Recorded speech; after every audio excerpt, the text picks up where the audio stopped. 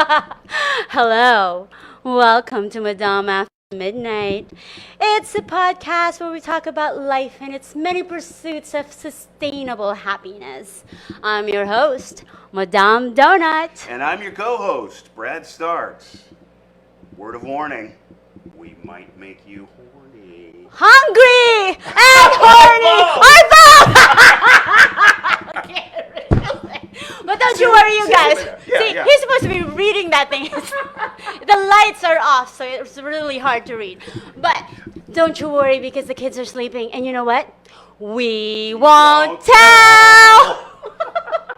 Thank you, Matt. Thank you. All right. Okay, we made it. I need now another Yeah. sip of my wine after all that. Absolutely. About that. But tonight our guest is a gentleman, a chef that I met. Oh gosh, actually I met him. I want to say before I didn't actually work with him.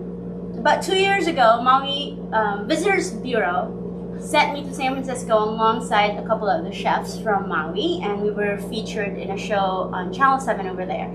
And to do our prep, we needed a local kitchen. So we get to use our guest's kitchen where he was working at the time in San Francisco, and he was he had real ho'okipa hospitality, and he really made it so much easier for us to get ready for the show. So I'm really grateful that I met him, and at the time he was talking about coming back to Maui, and so just within the last year or so during the pandemic, everyone's online, and that's where I found out that he's back on Maui. So I started following him, of course, and I got reconnected with him, which is great. So, of course, I reached out to him because he actually started a soup kitchen around the time I also started a soup kitchen. So I think, like, again, I find people of kin because we're kind of thinking alike. So I want to talk to him about what he started since then. But you have a little intro about our chef tonight,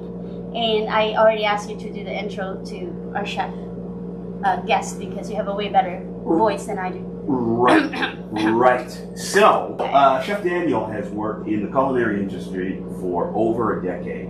He began his career at a very young age working at a local Italian restaurant in West Palm Beach, Florida. This exposure is where he realized his passion for cooking and began to pursue a life in the culinary arts. Chef Daniel attended Culinary Institute of America in Hyde Park, New York. I know that part well. Where he learned the fundamentals of essential cooking techniques from master chefs. After graduating from CIA, Culinary Institute of America, Chef Daniel worked for many world-famous chefs across the country, such as Michael Miana in Miami, Florida, all right, and Wolfgang Puck in Maui, Hawaii. In his travels, he's become an executive sous chef for a new and upcoming restaurant in the heart of San Francisco. After some time, the island of Maui was calling him back. Once he returned to Maui, he settled down with his family and made a career of working as a Maui private chef. He also started the Pono Soup Kitchen, which is another thing that we're going to talk about. But welcome, Chef Daniel. It's a pleasure to be here. Stoked to see you guys again. Yes. And really excited to be here. Cheers! Cheers! Let's get this party started. Hey, if he's dancing on the table, it's not my fault. That's okay. All right, so cool. Social media is a funny thing because it's almost like a love-hate relationship that we have generally with social media. But I must say, without it, we work so much that sometimes we don't know what's going on, who's around. So I remember when we first started following each other on social media, I was like, wait, I know this guy. Where do I know him from? Yeah, and then I had to click on it and go through your page, and I was like, oh my God, it's Chef Daniel. And of course, I was so glad that you finally made it back here because it was around the pandemic. Like, I met you just a little before the pandemic. Yeah, pretty much right before it happened. So I didn't even think that you would actually make it back to Maui, especially at that time. Thank God I got out when I did. Yeah. I don't think leaving San Francisco would have been viable if I didn't leave leave, On time. before the pandemic. So you moved back here to Maui literally before the pandemic. Yeah, Not it was too long after I met you. probably maybe 9 months before the pandemic. I would Oh, say. okay. Because around September is I think when I met you. September 2019.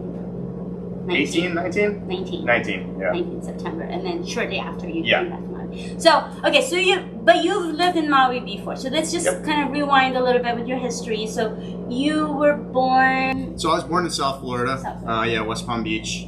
And then I had a kind of a long journey. I went up to New York for a little while, did schooling, came back to Florida.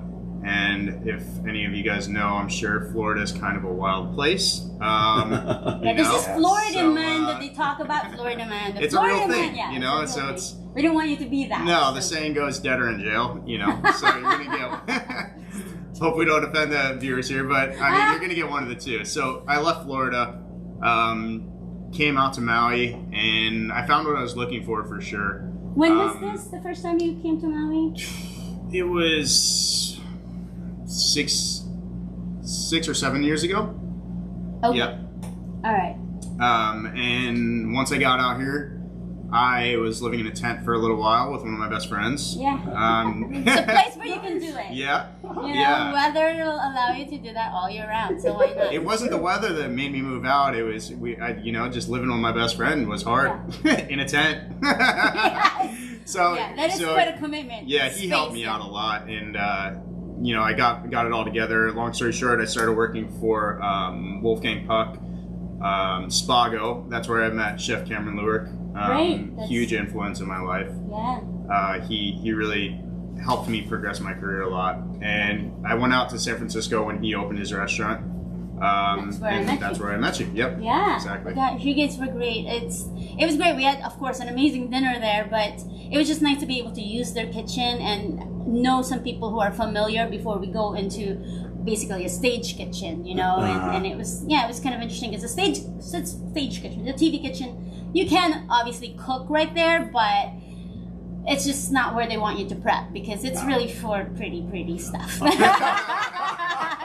not ready for the behind. Yeah, exactly. So it was so great. So it was so great to meet you then because you really welcomed us and made sure that because we were technically we were on their way, in their way. They're prepping for service. We're like,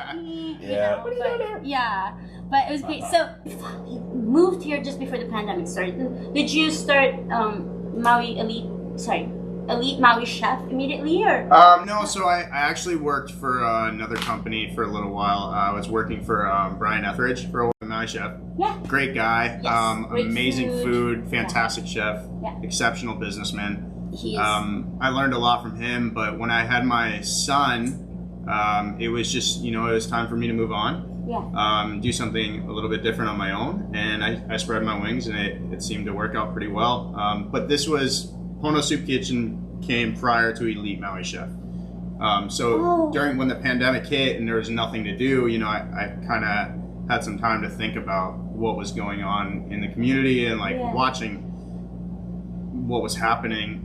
And something in my past really had a heavy influence in me wanting to do this for a long time, and it just seemed like the time to do it. Why not, Yeah, I was gonna ask that question towards the end because it was a very important question. But since you started that subject, and let's talk about Pandora's box. Yes, the Pono Soup Kitchen because I kind of went through the same thing. I opened the Madam's Larder, and the Soup and Toast Kitchen was just another project under it. But I was kind of just trying to figure out what to do as well and what the community needed, and I saw that you were doing the same thing, which I think was great. It was a slightly different concept. I was actually selling mine for $5, and because I was trying to grow some funds for other projects that I wanted to do for the larder. But the concept is there, that making it available, for me, inexpensive, really good food from organic farms for $5 that people can actually get and afford. But you were doing the same thing where you're less fortunate, because at that time, it was really shocking for everybody just to all of a sudden just, holy shit, there's no business, there's no work. Sure. It was real. And to see how many people were homeless immediately after that Yeah. started. And I mean, you lived in a tent by choice. Yeah, I think But- on that point though, I think it's ironic that it took a pandemic for people to realize this, because when I have this conversation with people, I don't feel like it was that different for me during the pandemic. You know, like growing up in the way that I did around some of the people that I grew up with, that was the norm. You know, like people struggled sometimes to eat, and that's a real thing that we deal with outside of the pandemic. But it brought it leveled the playing field, I think, for everybody. So, you know, now everybody's dealing with it instead of just a few people where you can kind of just push that aside. So now that everybody's experiencing it, I was like, oh wow, this is eye-opening, I think, for a lot of people. Right. So I read the story about how, you know, background of the Pono Soup Kitchen. I mean, obviously you started because it's what's needed in the community at the time. Yeah. However, you have another story that related to that and For why sure. this was something so important to you to start. Yeah. You guys want to hear about that? Yes. Oh, yeah. Cool. Yeah. Yes, please. Cool. Yes. So when I was about 12, 13, finances were tight with me and my mom and my adopted brother at the time, who was living with us. And I would go out and ride my bike late at night, you know, just to kind of get away from everything and clear my head. And I was out one of those nights, and I was coming back from riding, and I was going through the gas station to fill up my tire with air or something simple like that. And a couple kids approached me. I shouldn't say kids, I was like 13, they were probably like 18 or 19, and they're gonna rob me. So they started taking my bike from me and going through the process of robbing you, you know, Right. if you've ever gotten robbed. And a guy comes out of nowhere and, you know, handles one of the kids, or guys, I should say. And his kind of like in a movie, like you're on the ground, this other guy gets hit, it's superhero comes out of nowhere, like what happened? His friends pick him up, they take off, and you're like, oh my god, like who did I just get saved by? And there's this guy over me, and I was like, hey man, you held me up, and I was like, thanks, you know, so much for that. Why did you do that? I could tell he was homeless, and he's like, you saved my life. I'm like, well, what do you mean? How could I have saved your life? Like, you know, I'm a 12, 13-year-old kid. Yeah. And he goes, well, you know, 5-6 years ago, you and your mother had come out of Publix, which is a local grocery store, and I remember her telling me to go give this guy food. She bought some like peanut butter and jerky or whatever.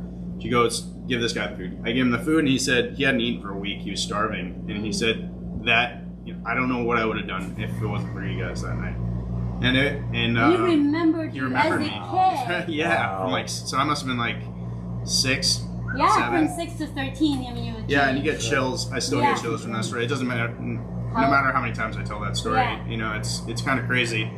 But he remembered me, and I won't say his name, but this gentleman, he during the hurricanes, he came and stayed with us. My grandmother, she had Alzheimer's, and he would hang out with her and like talk story with her. Just a really genuinely good person who just had bad luck. You know, Right. it just happened to him, and it sucked, but that's what he was dealing with. And I went off to school, 18, came back a few years later, another gas station, picking up some food.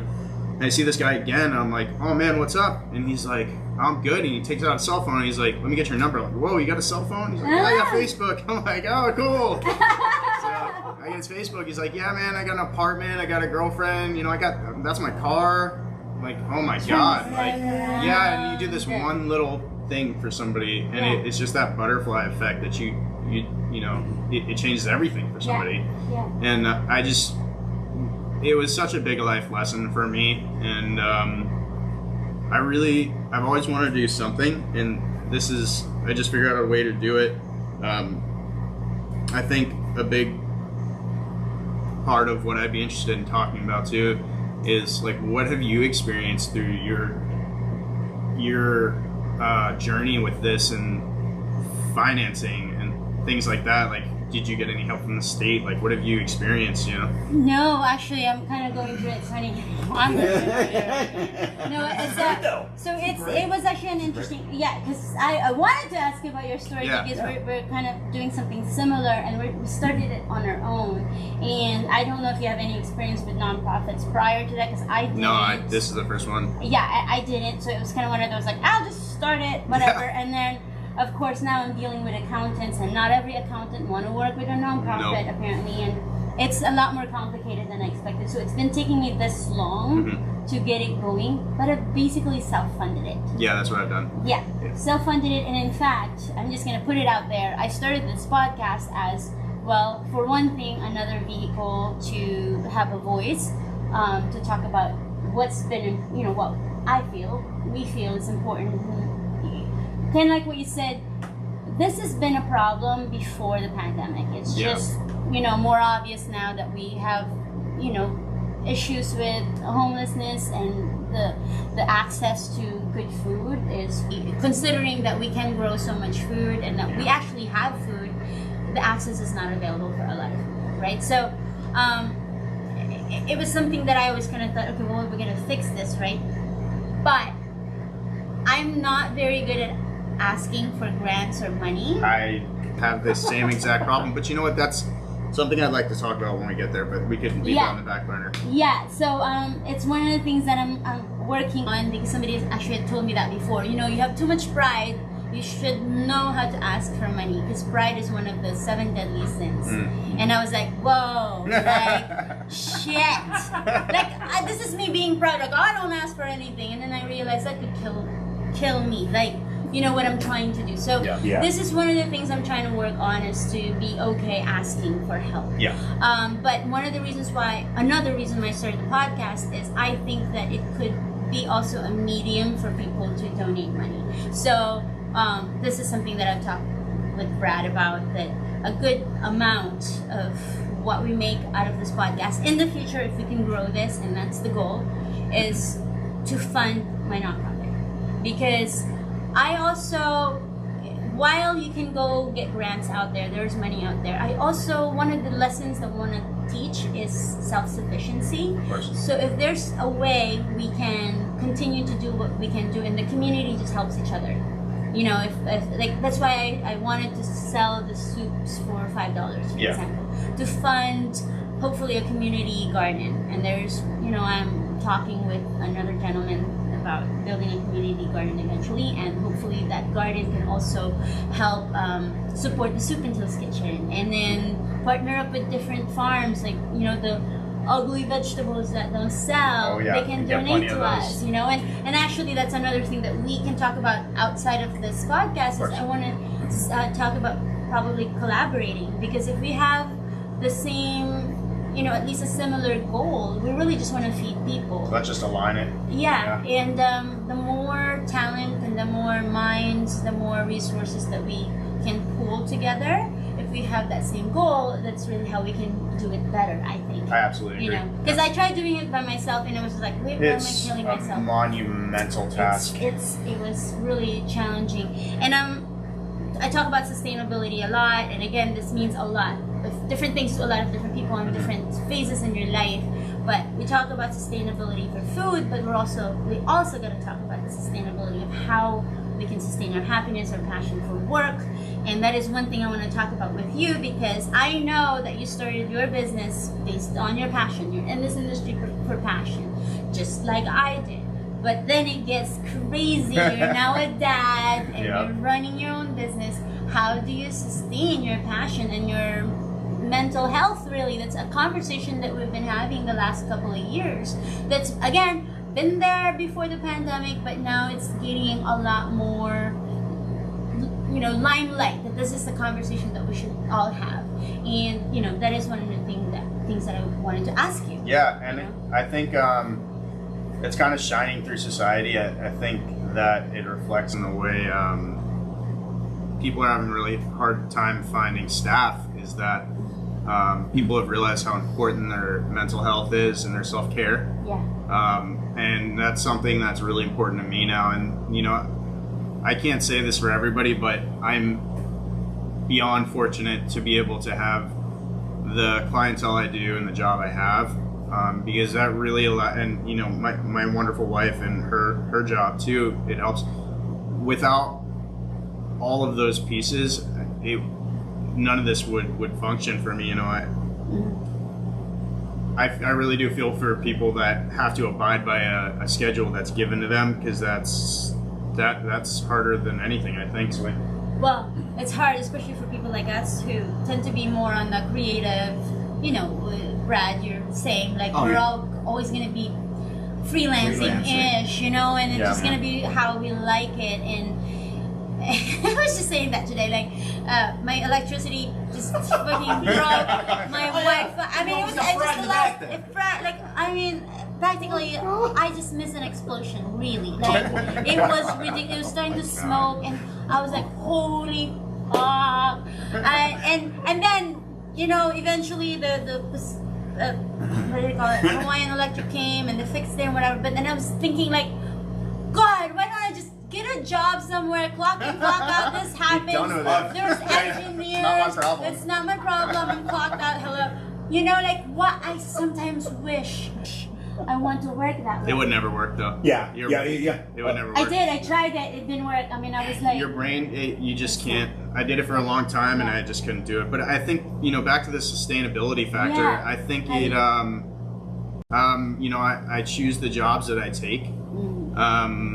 And I choose that I'm going to be spending time with my kid. It's making these cognitive decisions that these are the things that are important to you. I want to work, but I want to make sure my child remembers me in his past. You know, that's really important to me. Yeah. So once I made that decision, it was easy for me to decide to be there for him. And you know, sleep is what it is. And you know, there's sacrifice in everything, but you have to sacrifice to be able to have those things. And like with the soup kitchen, you know, I'd love to be doing it more often. We really only do it once a month, last Sunday of every month, but something is better than nothing. Exactly. You know? And when I got into this, there's another nonprofit, Chili's on Wheels, and I remember I was pushing so hard. I was like, I want to feed everybody in Maui every day. And she's like, look, you know, you're gonna kill yourself. Yeah. Like, you just need to just go out and feed 3 people. Yes. Just try to go do that and see how that works. Yeah. And if you can feed 3, go feed 10. Yeah.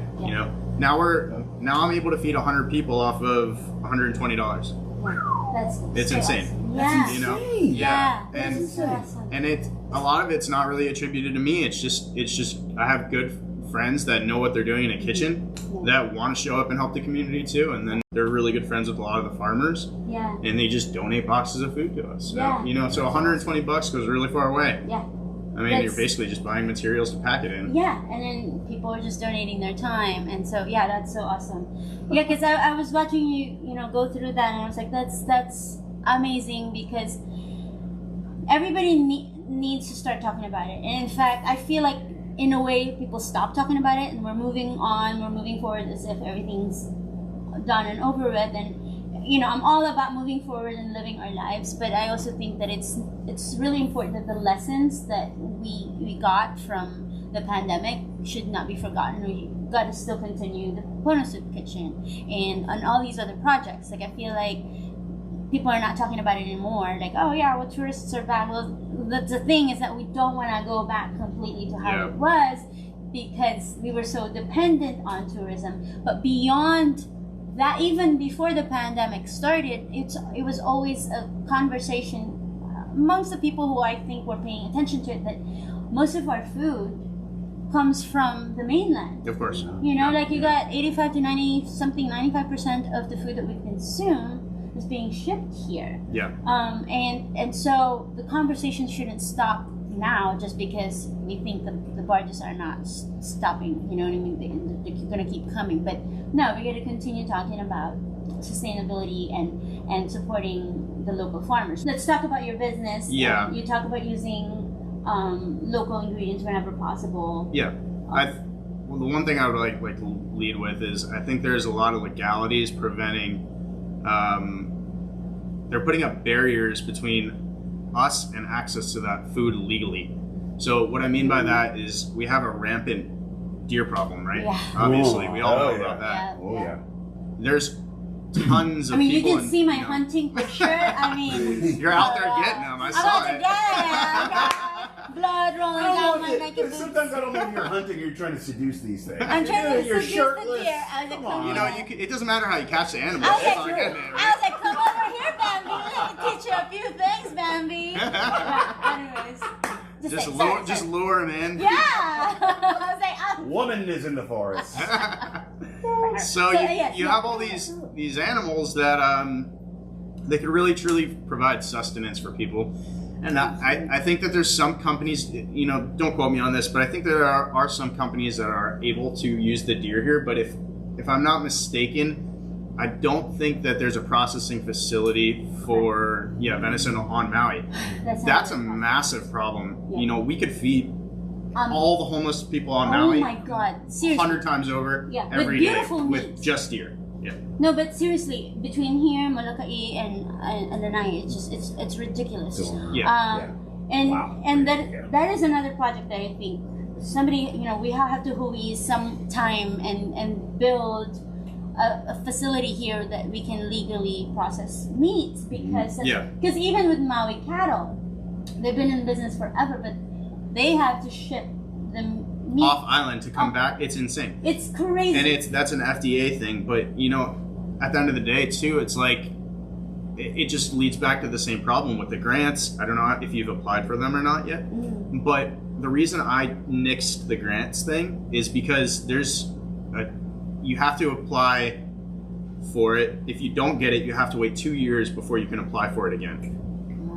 There's only so much money allocated to homeless, and it's not allocated in the way of food, housing. You know, this is the fund, and everybody draws from it. So if you get in on it, there's only so much money, and you know, it doesn't go that far. So you have this massive problem. You need finance, and it's really not there. Yeah, and that's, you're right about the grant thing, the limitations that I'm seeing, and I'm kind of like, ugh. And again, this is me. I want to do it myself.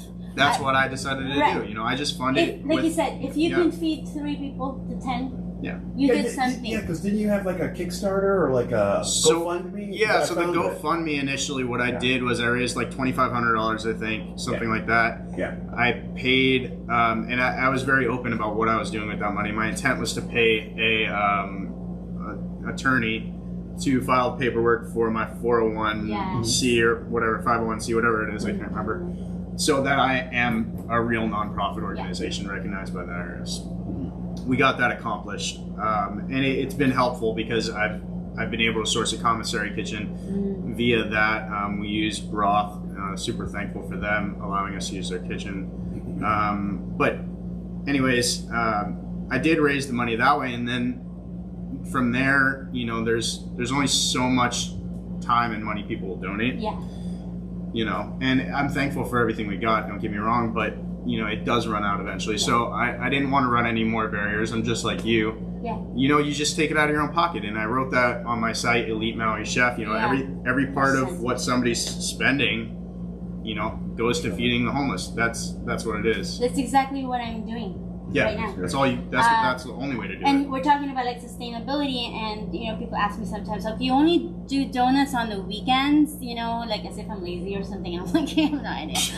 But it takes so much just to open for one day, and they think that, you know, you're working when you open the door. That's actually the shortest amount of time I work making the donuts. Is when we were open 6 days a week, I would open at 6 a.m. and would sometimes be sold out before 8.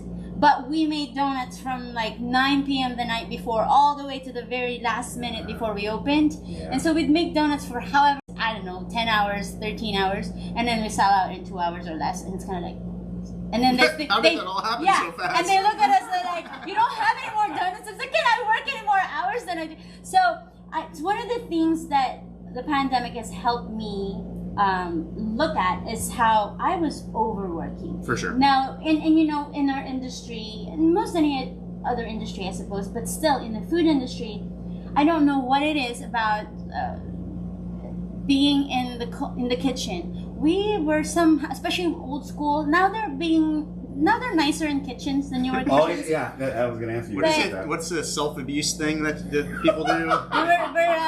We like to subject. We're masochistic. Exactly. Thank you. It's That's what I was looking for. You're a masochist if you want to become a chef. Absolutely. Because before you can be the sadist, you are going to be masochistic for many years before you're the one whipping, little ones, the newbies. But we go through this, and it's like it's crazy how we're treated. Really, like, oh my God! I remember my very first job was at Aqua. Yeah. Anyway. Where? No. Over there, far away. I was like humming. I was like, whatever. And I was told I cannot hum in the kitchen. Little things like that, right? I got told that for whistling. Exactly, whistling Bad you luck. can't hum. I got screamed at for it by a French chef. I know, which to me it's like really. So we've worked in fine dining restaurants where it's almost like they have to be assholes to be professionals, and you have to have thick skin. Basically, you're gonna get yelled at, you're gonna get called names, and you're supposed to still work and not cry. Yes, and chef. Yes, chef, all the time, even if you hate their guts. Where I cut them doesn't matter. If you want to butcher your chef, doesn't matter. You still say yes, chef. And it was a different kind of schooling of slave-like and militaristic style. That it was so ingrained, especially now, like if you've been in the industry for much longer than the last 5-10 years, where everyone's on TV, so you're gonna be nice now. Yeah. It's crazy, right? But before then, I mean, Yeah. it was torture to was work bad. in the kitchen. And I was going to ask you. I mean, did you obviously sort of running the streets of like South Miami? It's West Palm Beach. West Palm Beach. Oh, okay. It's a little bit of redneck, a little bit of hood. I used to be, But walking the streets and. But I mean, and is that kind of like abusive culture in the kitchens there that you're working at, or was it more? I started working when I was 12, so they weren't. How can you really be too mean to a 12-year-old kid? That's there after going to middle school and going to work. Can't really be that mean to him. But I did see a lot of that coming up. By the time I was 16, I was working in a French restaurant, and that's where I really got laid into for the first time, like bad, and that was every day. And that he was an OG French dude. Like, I mean, he was an incredible chef, absolutely terrible leader. Because leading with fear is just not the way to go. The thing I've noticed about leading with fear is when your chef walks out of the kitchen and you're leading with fear, you're going to go do whatever you want. Yeah. But if your chef walks out of the kitchen and he's leading because you respect him, you're gonna do the best you can because you respect him. Yeah. And that's a huge difference. Yeah. And I think that's a newer thing that most chefs are learning, because I feel, again, a couple of generations before us, that's the way it should be, or it's so accepted. It's almost so rare to meet a chef in the kitchen that treats you nice and human in the kitchen. I mean, they might be nice to you after. Yeah. But look at staff retention. I mean, it's a huge thing, especially now where it's so hard to find people. You don't want to scare them off by being mean. Exactly. The only way I retain my staff is I treat them the way that I'd like to be treated, and I pay them the way I'd like to be paid. Yeah. So what are the major principles that you kind of live by with your work? We always talk about, passion drives us to do what we do, but what do your guests expect? What I really focus on is something I think that me and you align with a lot. Again, you were saying about your donuts that you only make X amount, and when you sell out, you sell out. Yeah. And I don't know if this is correct, so please correct me if I'm wrong. But wrong. No. Where's my whip? I need my whip just in case he says something bad. Yeah, right. Okay, say something bad. Oh my God, I need a whip. You need an actual whip. I need an actual whip. Oh my God. Multicolor whip. Ah! Oh, Daniel. Oh my God, don't give me any idea. This is why I'm here.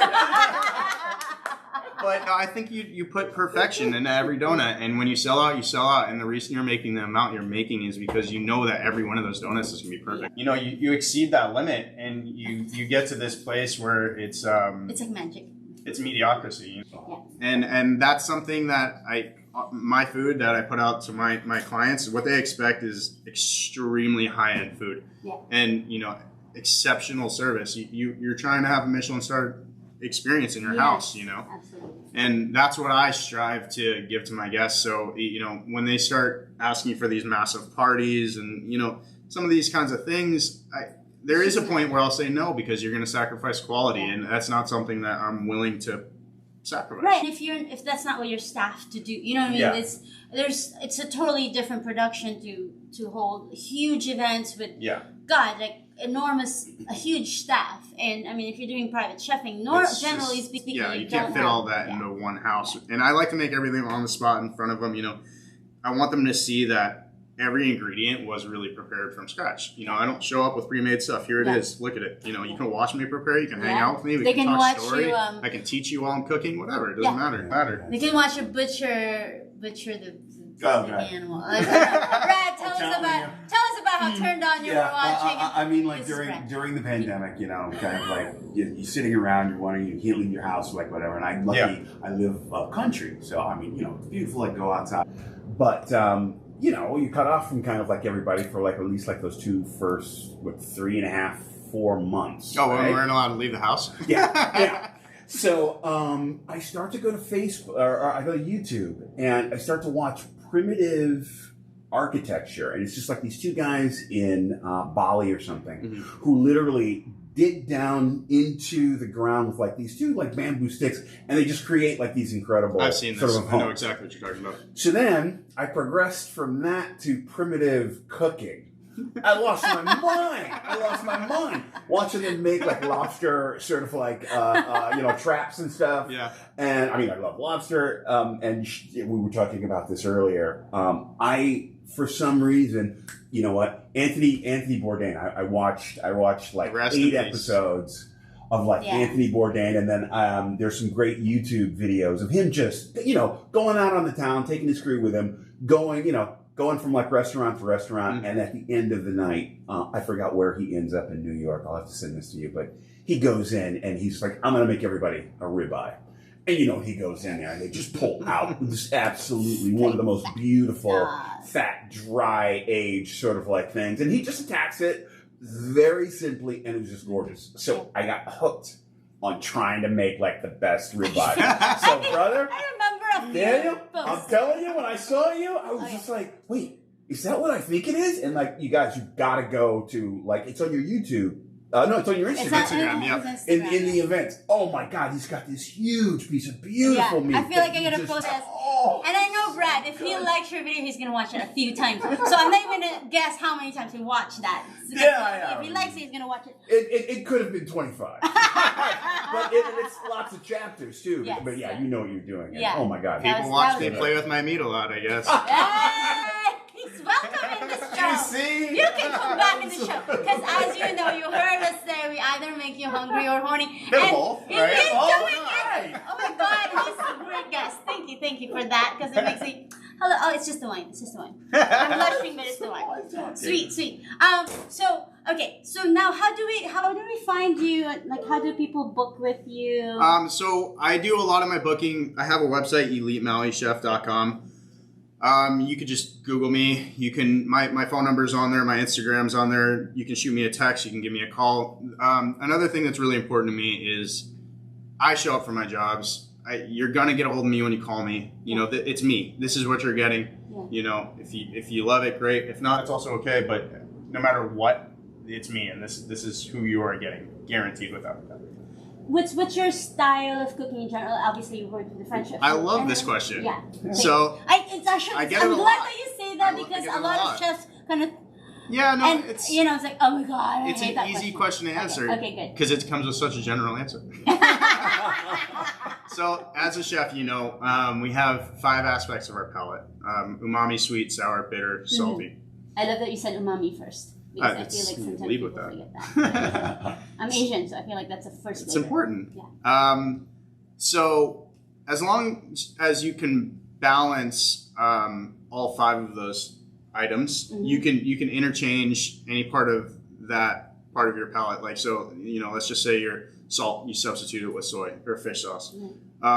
Sweet, instead of sugar, you use honey. Just simple things like that. But you can take any ingredient from any part of the world and substitute it for those 5 things. As long as you use all 5 of those things in each dish, you can cook anything in the world. without a doubt. And learning a new technique, sometimes you just have knacks for that, and YouTube's a great tool. You know, YouTube University, I'm all about that. Yeah. Actually, lately, I've been learning so much on YouTube. It's like, I'm here, teacher.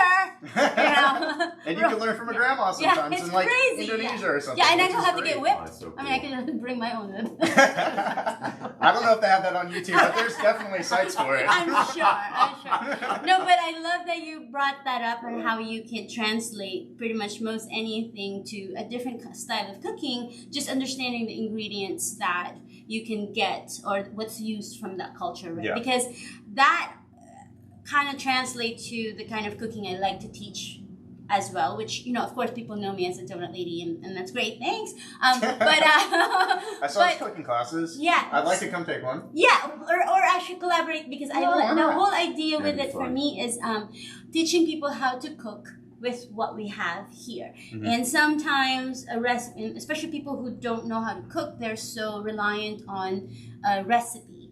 You know, and if the recipe says potatoes, that doesn't mean you can only really use potatoes for your starch. So if you understand different starches or different sources of a starchy whatever product, like say, okay, you have kalo or you have kasala here, it won't be the same as potatoes, but knowing that if you overmix it, it's obviously gluier, right? Mm-hmm. So don't overmix it, and you won't have the same exact product. But if we're talking about sustainability and working with what's here, like you can make a gnocchi using kalo. Of You know course. what I mean? Or, Yeah. or breadfruit. Sweet potato. You know, it's a sweet potato. So you just knowing how they act and if it's extra starchy, then that's what you learn to technique-wise to adjust. But it's that same thinking that like, hey, here, this is what we have. We have more color than potatoes. We're not in Ireland. We can grow most anything here, but let's try to use more of what's already here, and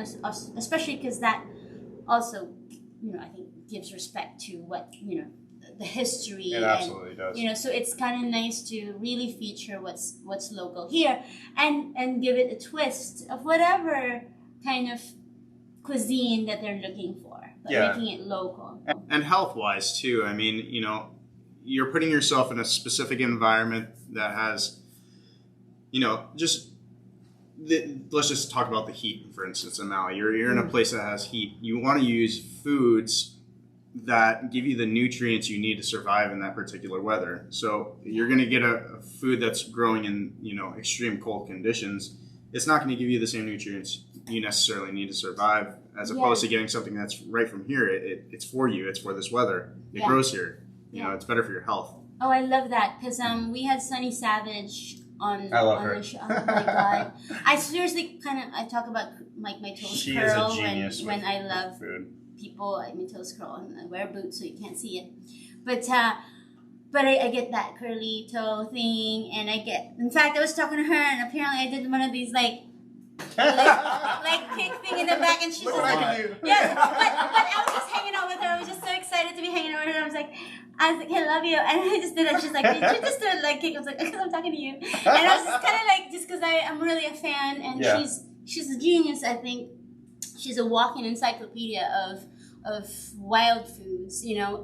But that's one of the things that she said is like, if anything, it is healthy because it's what's growing here, and we are changing to depending on what we eat, right? They say you are what you eat. So that means I'm a donut. So I eat a lot of donuts, obviously. I mean, look at me, cheeks. But what is available here and the natural flora, you know, in your gut basically adjusts depending on where you're at. You're in harmony with your environment. You're in harmony with your environment, and I think that's why wild foods to her is kind of her thing, because wherever she moves, wherever she lives, she's living with the earth. Exactly. Right? Instead of against it, and like, you know, the whole GMO thing, like, Yeah. you know, people. I remember when it first started becoming a thing. I was still in school, and I started hearing about people with allergies that were allergic to like flounder or something, and they couldn't eat tomatoes anymore because they were putting the gene that stops flounders from freezing so deep in the water in the tomatoes to prevent frost during, you know, growing times. Yeah. And it's insane. Like, you start doing that to food, and, you know, I understand that people want consistency, but you need to open your mind. We need to just open our minds and there's a time and a place for consistency, and I don't think it's in our. I don't think it's where the food how the food should look. It's the technique. Yeah. And it's so funny because I think for and I'm not saying that if you didn't go to culinary school that you won't get this, but technique is what should be, but who's this, Picasso? And I can't, okay, it's from the internet, okay, so it's probably not Picasso, but basically he said that you have to know the rules to know how to break them, right? So Well said. you would Picasso said this, okay, but I didn't talk to him, so don't quote me on this, but if with cooking as well, like you said, you can even translate most any kind of cuisine depending on what's available or what kind of cuisine that they want. Translate it by using what the ingredients are that are typically used for that cuisine. So you know that rule, so you can break it. That like you're here in Hawaii, instead of making a potato and leek soup, make a taro and leek soup.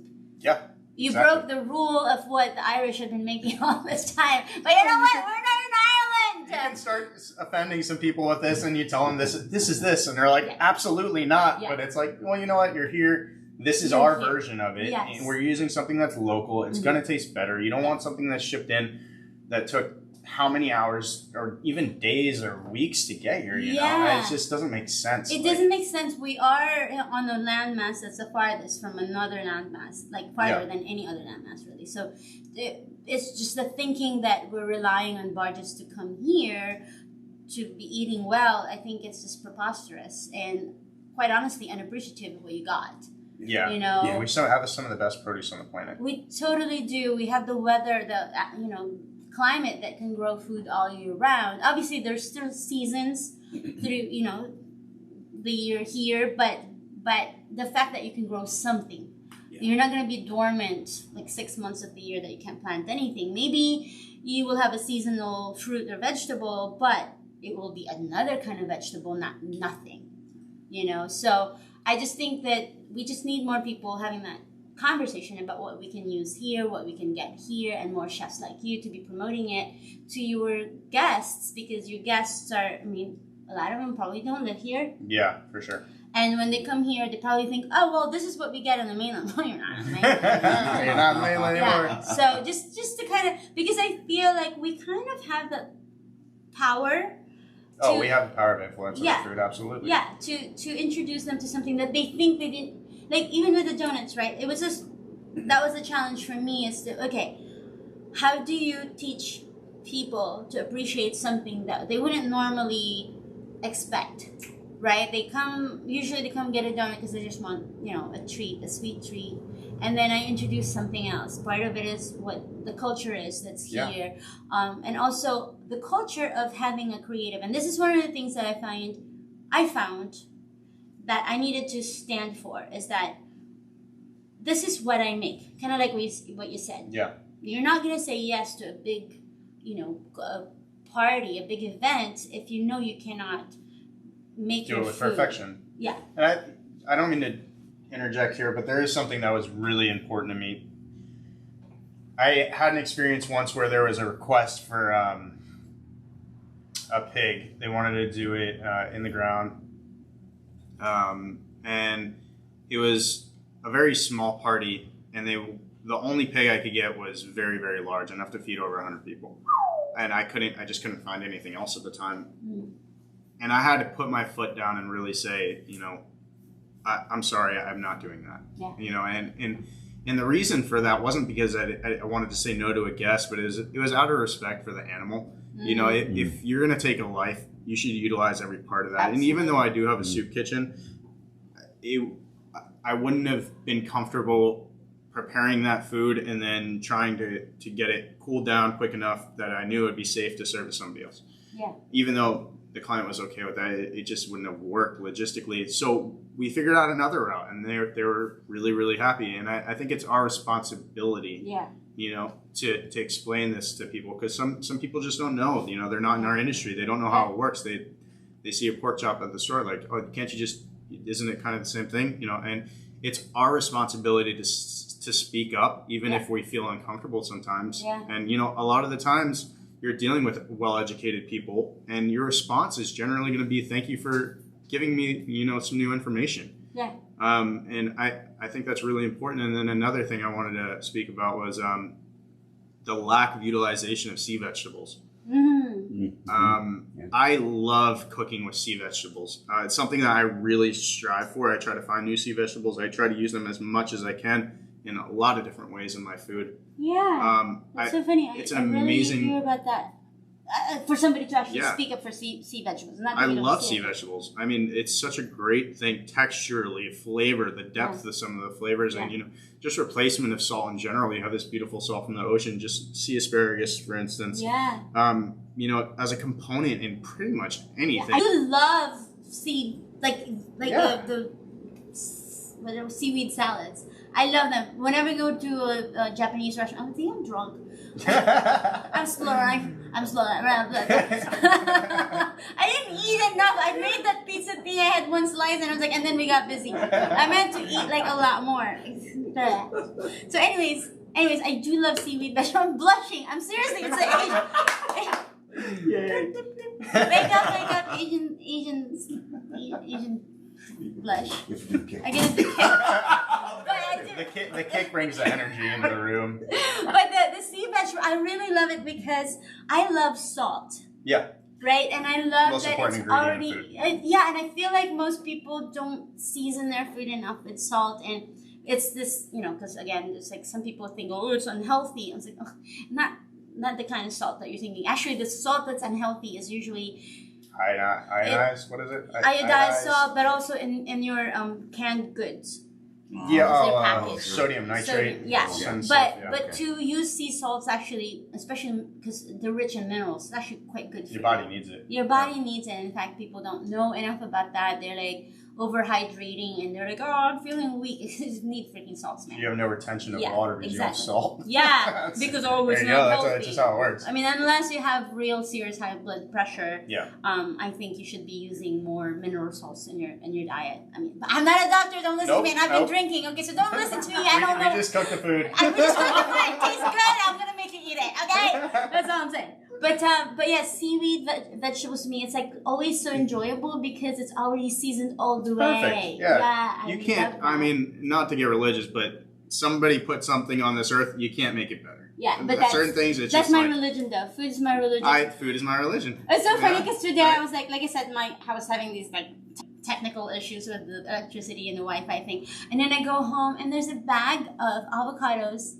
hanging on my doorknob, and I was like, that's all I need. I was like, food. Like, I can be having a bad day and somebody gives me food and I'm like, yay. Even just working with it. Working with it. I mean, seriously, I love what we do because sure. It's just... You have to, because it's going to reflect if you don't. Yeah. Oh, I tell... It's so true.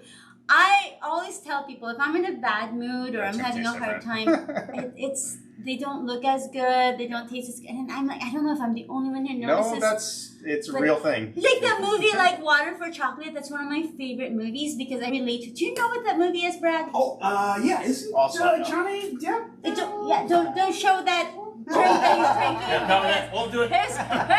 Thanks for... Illegal! Okay. I was going to bring that over. Drink.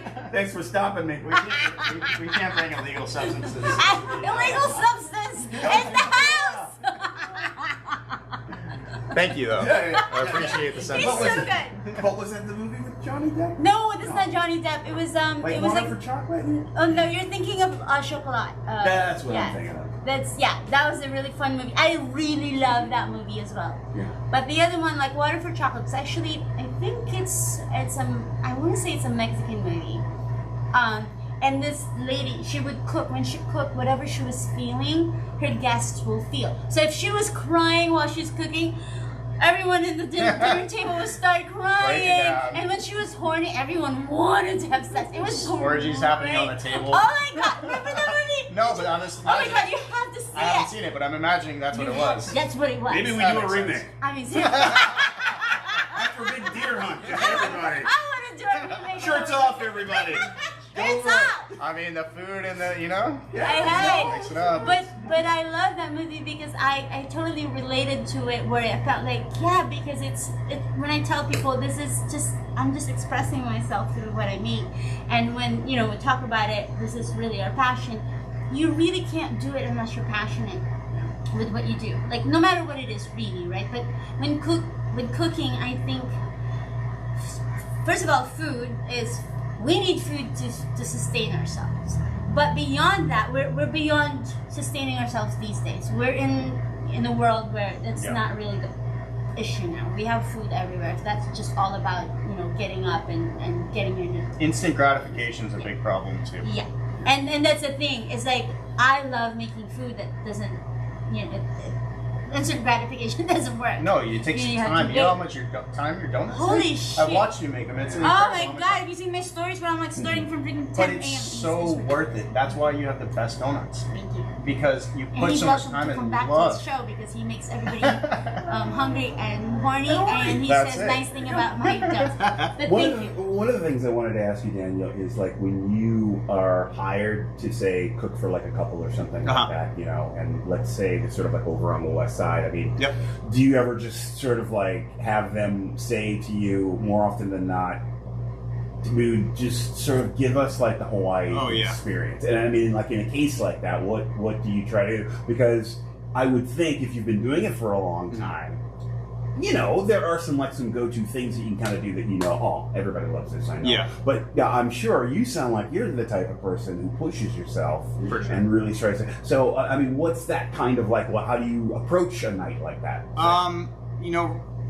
There is a time and place for repetition. Sometimes you do find something that's just so spectacular in your repertoire that you're like, this really works. Yeah. And for my Hawaiian menu, I try to really feature sea vegetables, which is one thing that I really do focus on, and then seasonally. That menu does change seasonally. Yeah. If they want to be here and they want to eat this food, they're gonna kind of have to deal with what they get too. I tell them, you want a Hawaiian experience, I'm gonna go to, I am gonna name drop here because I appreciate them. I'm gonna go Oki's, and I'm gonna see what they got. And I can't tell you exactly what kind of fish you're gonna be eating tonight, but I can tell you that you're gonna have beautiful Hawaiian fish caught locally, and it's gonna be amazing. And honestly, I'm not even sure how I'm gonna prepare it yet. Yeah. But I am gonna use Hawaiian ingredients, or Hawaiian influenced ingredients, I should say. And I don't know what produce I'm going to get, but whatever local produce looks great that day, that's the produce I'm going to get. Yeah, I mean, you're a great storyteller. Do you ever find yourself explaining to the people that you're cooking for? If they're hanging out with you, this is a staple sort of like vegetable that I'm making, that kind of thing, and to really educate them more, like even like on the culture. Yeah, thank you for saying that. I do, and I try to explain. I think something that you were saying that kind of goes with this is that food isn't just sustenance for us anymore, and the story is really important, and it makes it real for people.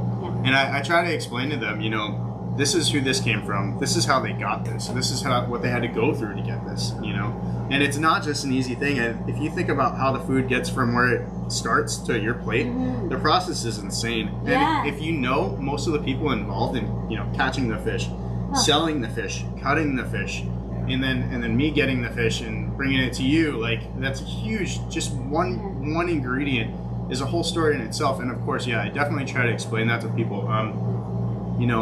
Pahole ferns that are grown out in Hana, you can kind of tell them and explain to them how those are grown. It's unique. Yeah. Fiddlehead ferns would be the mainland version of it, I guess, but it's not an ingredient that a lot of people have, and it's phenomenal. Yeah. Oh, I love pahole ferns. I really do love them, and I'm glad that you said that, because again, going back to our responsibility to educate people about what we do, and they want to know about it. It's just that sometimes they think they already know, because we already watch a lot of Food Network, Yeah.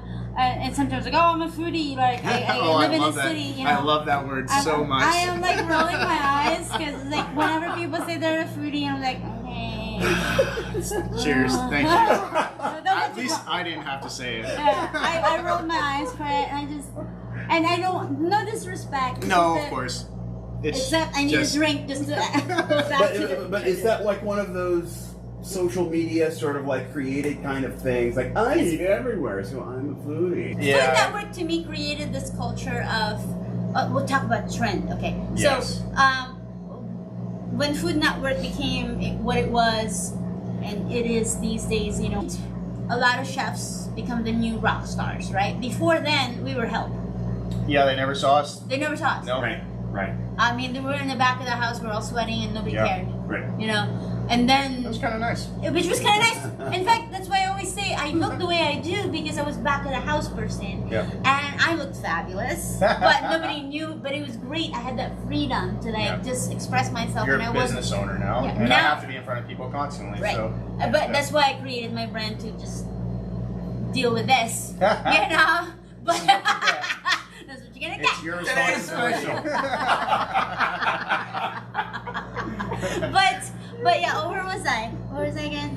Trends. Trends. And I think the Food Network made being a foodie trendy, Yeah. which in a way it opened a lot of doors for us in the industry. It made our job more important than what it was before. Yeah. However, it also made I think the value of maybe this people start thinking that they know food based on what they see on TV, but I mean, obviously I'm doing the show and I do my dance and, you know, it's part of, I think even being sustainable is to know how to entertain and be entertained, right? Oh, you have and to, it's a big part of what we do to stay happy and stay sane, you know, to be entertained and not be working all the time or not thinking about our problems all the time.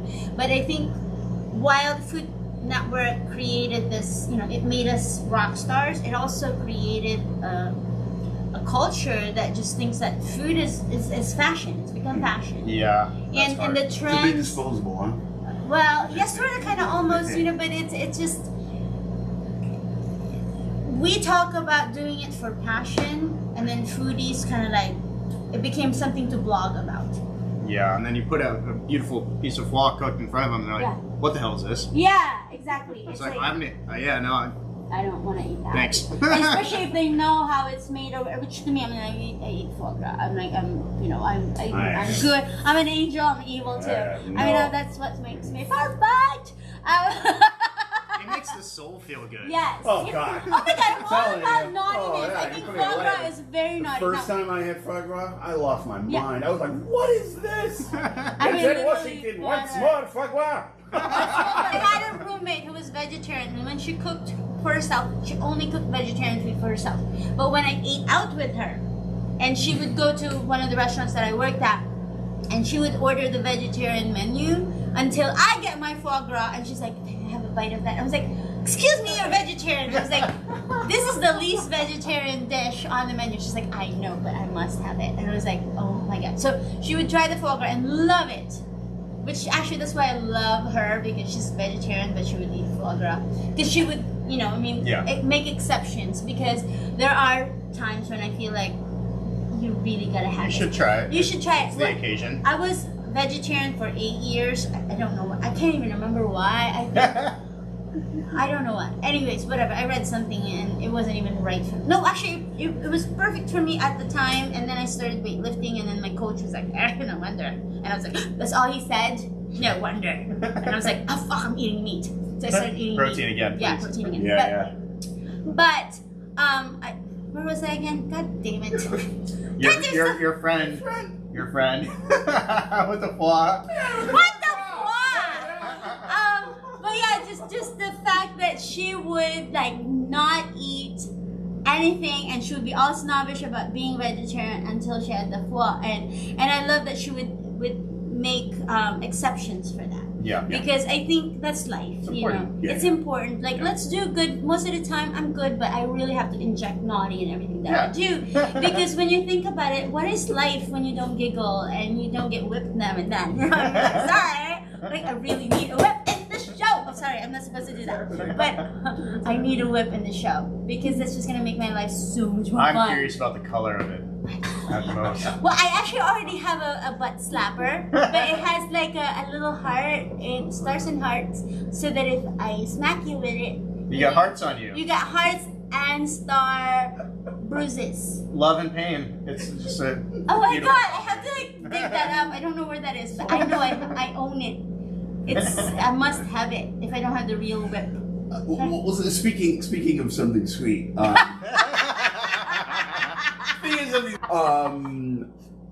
I've seen like all of like the signature dishes and stuff like on your Instagram. They're and so all this kind of, gorgeous. like, Thank you, guys. Now, at the end of the meal, I mean, are you making sort of like desserts or Yeah. something like that, or what?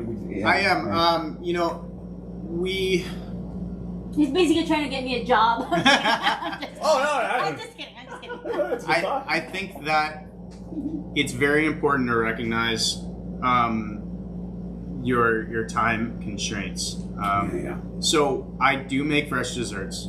I make them keeping in mind quality fresh ingredients and something that we can do in that evening on the spot. You know, that's really important. Yeah. I know that it's just not my style to go out to the store and buy something that's pre-made and just bring it to you and say, hey, this is what you're eating for dessert. So I really do try to make everything on the spot. And I think it always pays in the long run for that. And, you know, there's little things that I do buy. Like there's a locally sourced ice cream that I really, really love. And it pairs great with this pineapple bread pudding I make. Yeah. Oh. And then I make like a caramel dulce de leche sauce with it. It's good, but simple things, you know. But I love dulce de if you leche. put the correct simple ingredients together, you wind up with you know, an exceptional product. Yeah. Yeah, it's so funny actually. I want to throw it out there, and I'm just gonna be candid, but I generally don't like the word elite Okay. because of. Well, I always say this, that when I got into fine dining first, and I think coming from culinary school, sometimes you think that to make the best food, you gotta be in a fine dining environment, which it is amazing, and I'm so glad that that's what I was exposed to in the beginning of my career, because it really teaches you the discipline and just paying attention to details that you wouldn't if you're just in a typical, I don't know, casual restaurant. Yeah. So having that kind of, I'm grounded in that technique-wise, then I can just go crazy. But one of the things I used to say is that I didn't want to make elitist food. That's why I make donuts. However, somebody made that comment. Somebody made a comment, but you make it high end. I was like, okay.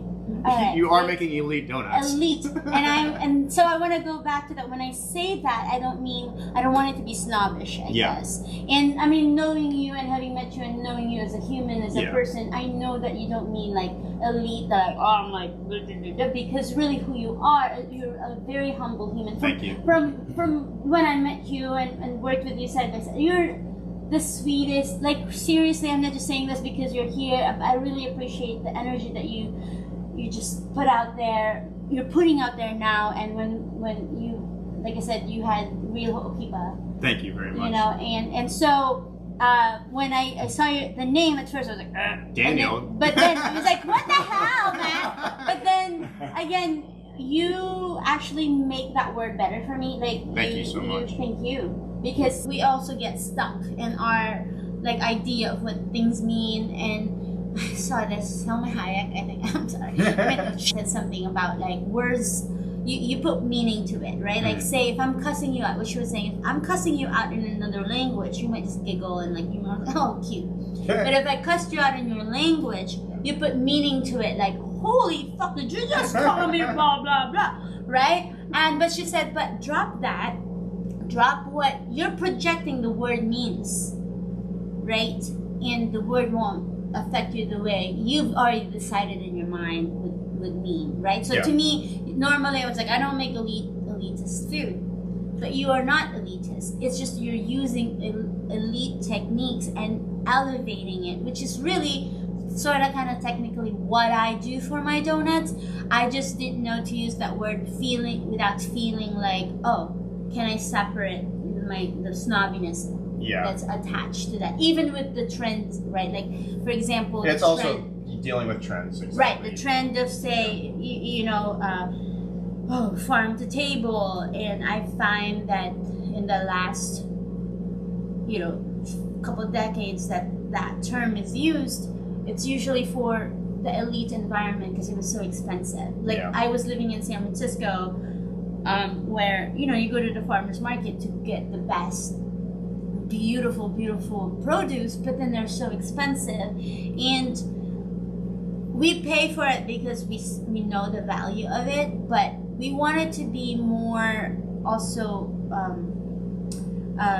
relatable and accessible to everybody. Yeah. And I mean, like I said, when I saw that was the name of your company, and I was like, at first I was like, what the fuck? And then, but because I know you, it's like it actually sort of helped me, because that's my own fucking issue, to kind of remove my own weight on that word that isn't exactly what you meant. Yeah, it's the same with food, though. It just kind of goes back to what we were saying. It's like that preconceived idea that people have about anything they're eating.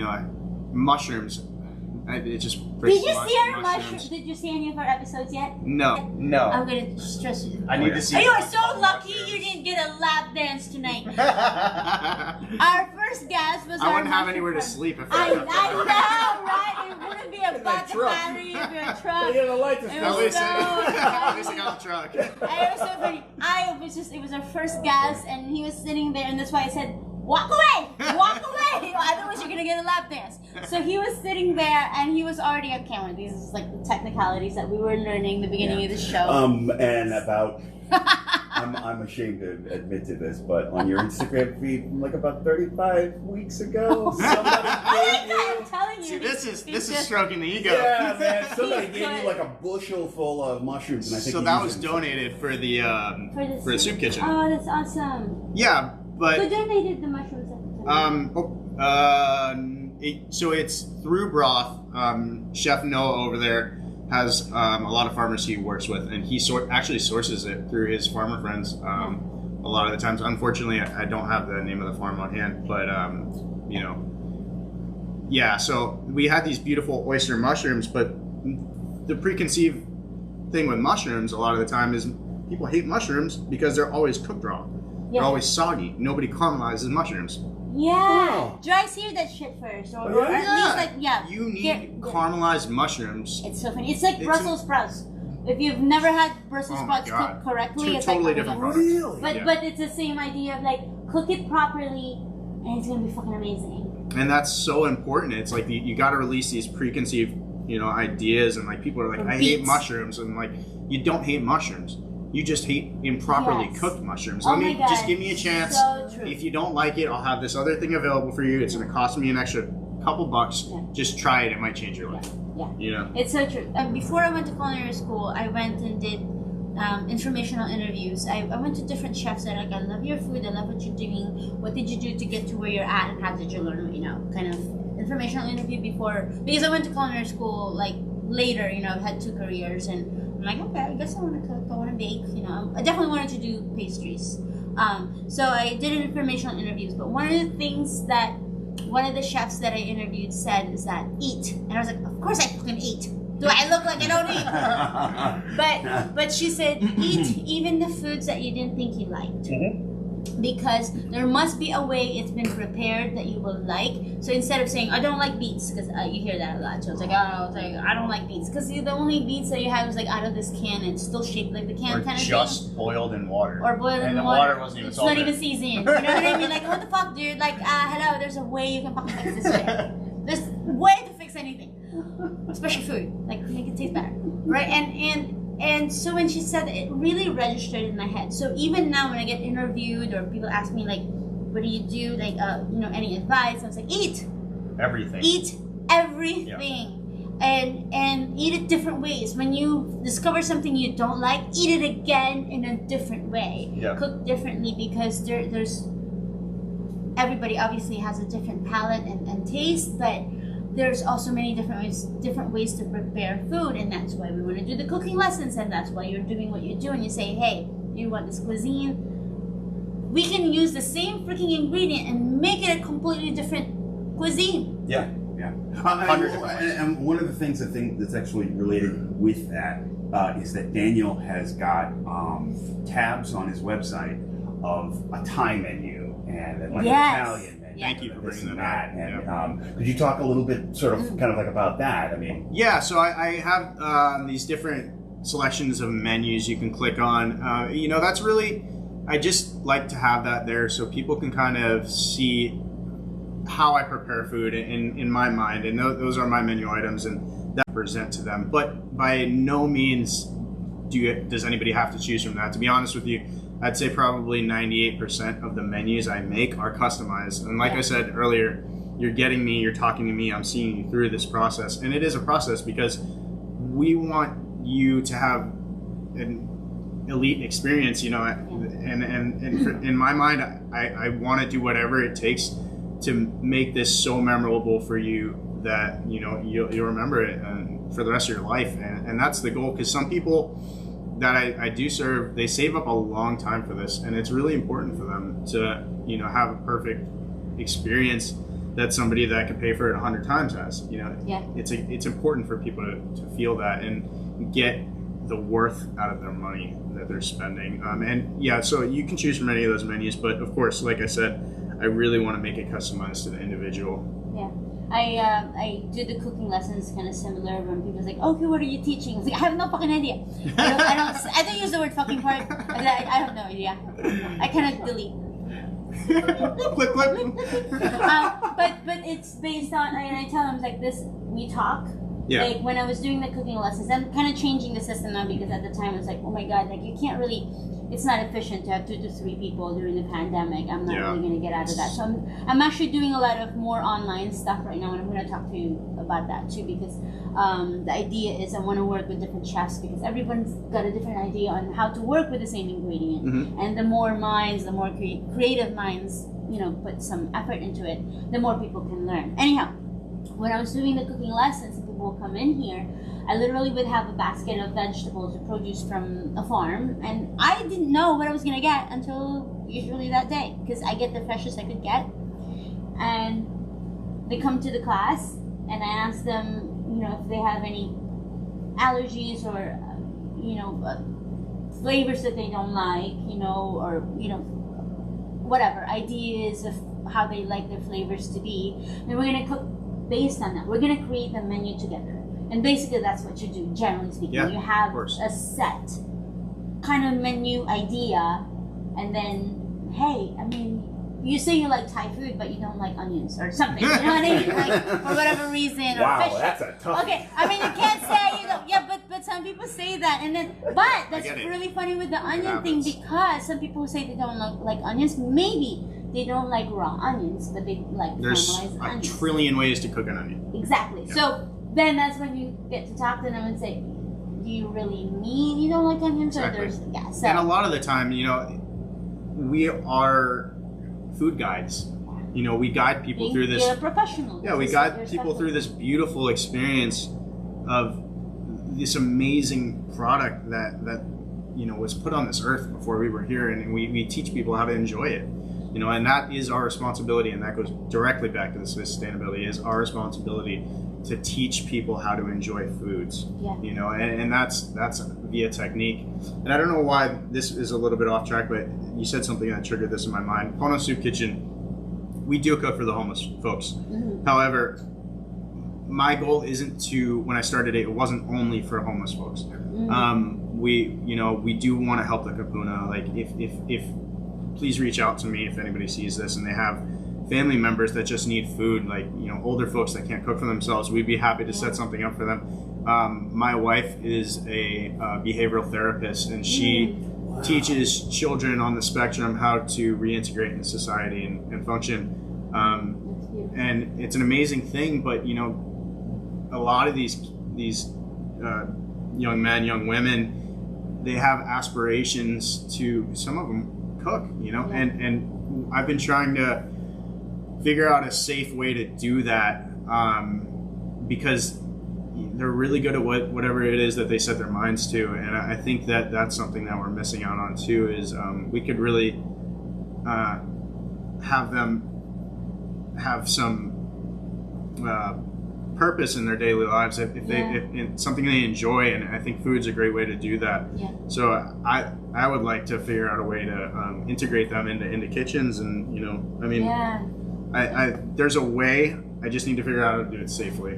I'm trying to figure that thing out too, because I think it always starts, well, at home, with the kids being exposed to this, and it's kind of tricky with my language and working with kids. I'm kidding. No, but it's actually it's I say that I do behave daytime. Her filters on the daytime are Daytime. perfect. That's They're why I real, do the they show. happen. Actually, this is why it's so funny when I tell people, it's like, okay, do you like what I do? If you just want the really demure, like, you know, go just follow Donut Dynamite.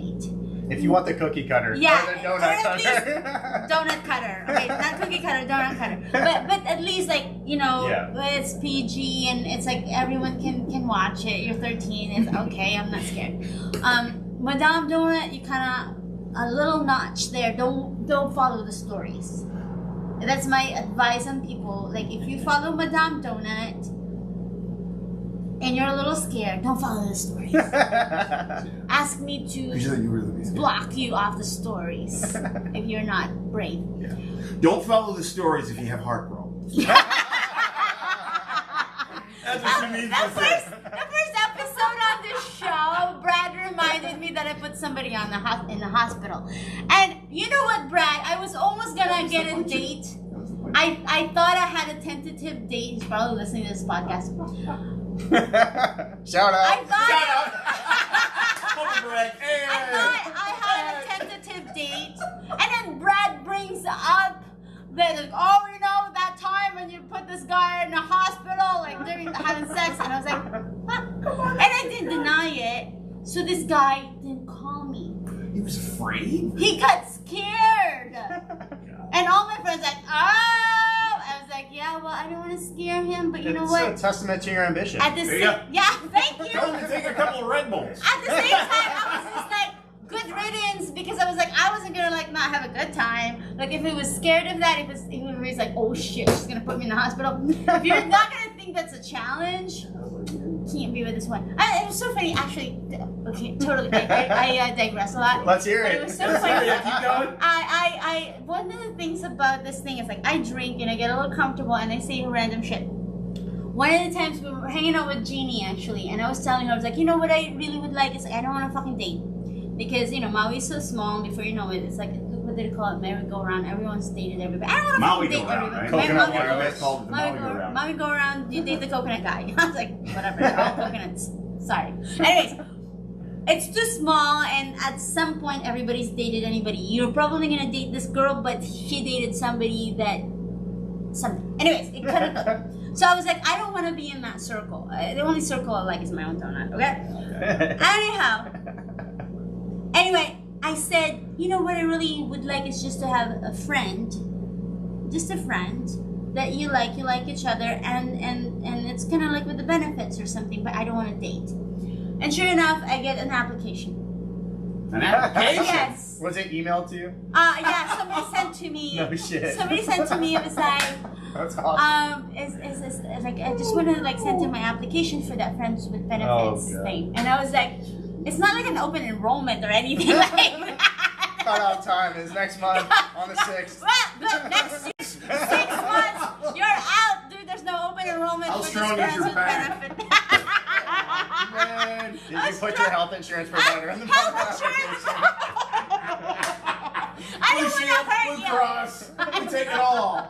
And all the other shit. I can't have you be like applying for this position. Do you know what a Mexican cartwheel is? What is a Mexican cartwheel? Oh, well, that's up to you. I'll come up. Or YouTube University. Go to YouTube University and figure this thing out. If you can't figure it out, you can't apply for this job, okay?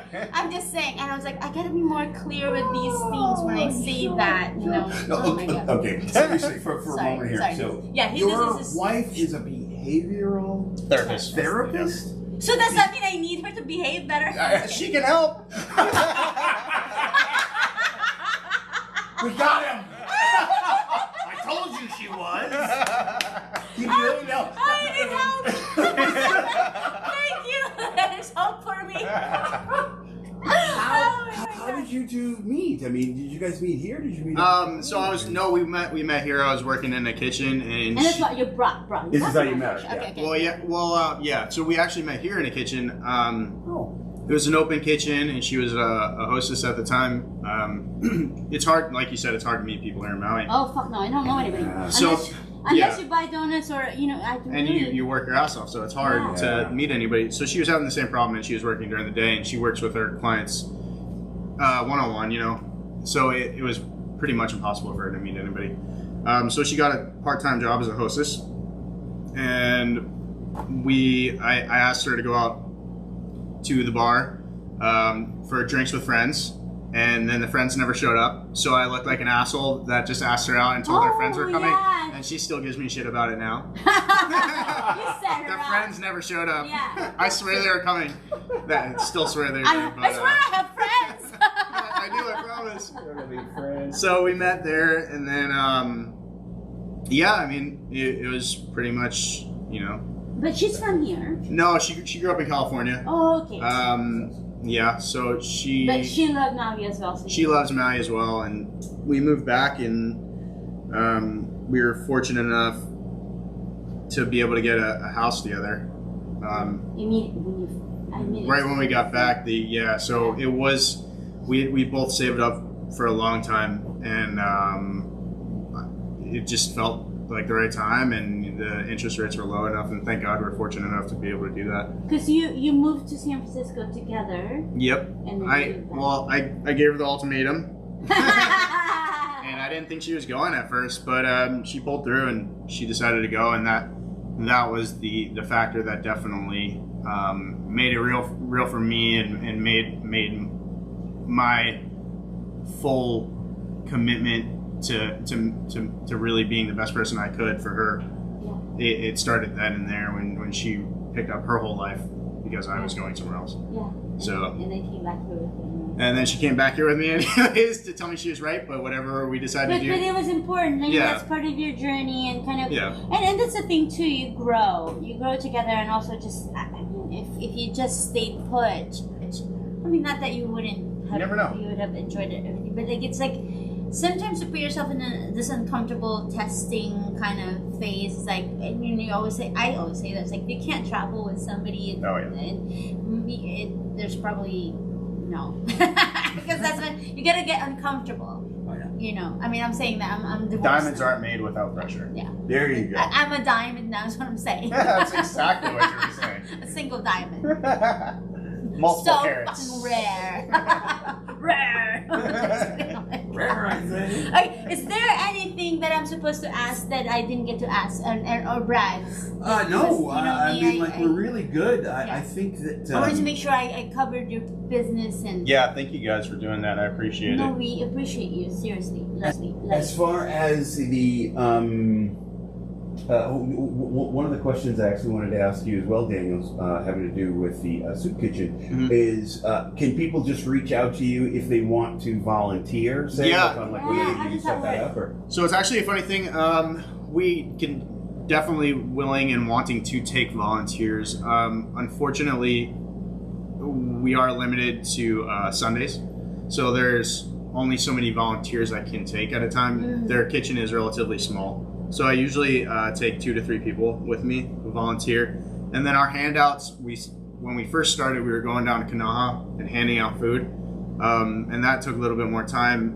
But as we all know since then, or for those who don't, there was a raid or a clear out. Oh, yeah, there was a clear out. That's right. That was on the news. The county's getting some backlash finally from that. Yeah. It's a tough thing. Like, I know what they're trying to do, but where the fuck? Like, I don't think that was the way to handle it. No, if there's a place, you can't just displace people and not give them an option. Especially when a lot of those people don't understand what's happening because of their mental state. Absolutely. In New York, there was a big clean out as well, and unfortunately, the city's being sued.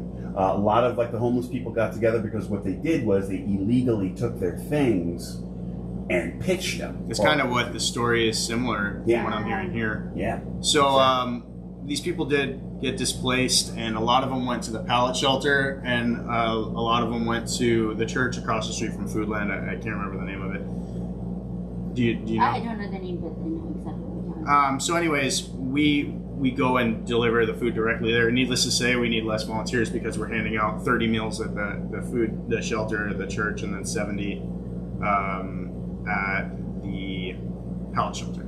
Usually 50 to 70. But yes, please contact anything to do with anything charitable. Just contact me. I mean, I really don't care. Like if 100 people need to be fed out in Ohana, just call me and we'll figure it out. Or I know I just got a call the other day. There's a big fire in Kihei. I guess an apartment building burned down or something. Oh. And one of my friends, I don't know if that's accurate, but one of my friends called me, and he's actually on the board for my nonprofit, and he is asking me if we could link up with Charlie, South Shore Grinds. Yeah. Link up with them and help them do some charitable stuff to just feed those people that lost their homes. Yeah. So I'm down to do anything charitable. It doesn't matter. Like I said, I'm not limited to the homeless community. Yeah. Anybody in need of help, that's the goal. Yeah. Thank you so much. Gosh, are we gonna wrap it here? Because because I feel like otherwise, did you pour everything that you could possibly pour in this glass? I think so. Okay, well that means we're gonna wrap it up. Well, cheers! Hello. Thank you guys for having me so much. Thank you so much. Appreciate I really appreciate you taking the time. And how old is your son? it. 9 months. 9 Yeah. months. Okay, okay, because he's gonna be Zane. like, "Where's Daddy?" He's like, "Oh, they're drinking." He's dancing on the table. I'm not gonna have you dance on the table. I mean, if you want to, I'm not gonna stop you. I've done that. Like I was in the middle. Come back once we put the poll in. I always tell people there's a price for everything. Yeah, I know. So that means We're the ones that. But yes, I want to thank you for joining us tonight, and I want to thank everybody, of course, for joining us tonight. And if you're staying until the end of the show, that means you must like us because we're just family. But thank you so much. And if you're watching us on Facebook, Twitch, and YouTube, we will be back next week at 9:01 p.m. I think Brad is off next week. He's gonna hang out with Oprah. I always just say that. I don't care if it's Oprah or not. Yeah. I'll say it's Oprah because it's gotta be somebody way more important than I am. But I'll be back here and I will announce who my guest is. I'm really excited. But 9:01 p.m. Hawaii Standard Time, which is California time, midnight next week. And don't forget Monday after midnight, which is really Tuesday. Tonight I'll be back to have a little karaoke session by myself. If you have any requests, message me before then. And I will be drinking my nightcap. I guess I gotta open something since I finished this bottle. And yeah, we'll be back. And thank you again. We appreciate you. See you. And aloha. Yay!